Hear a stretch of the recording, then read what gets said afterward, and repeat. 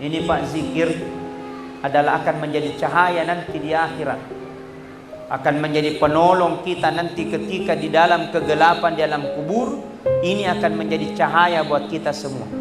Makanya ini sebaiknya diamalkan. Ya, jadi subhanallah, maha suci Allah, alhamdulillah, segala puji bagi Allah, Allahu akbar, Allah maha besar. La haula wala quwata illa billahil aliyil azim.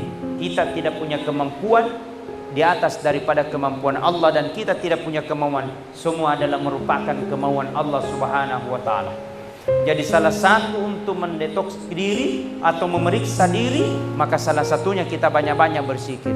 Maka amalan-amalan itu Pak, yang paling bagus kita amalkan adalah amalan zikir.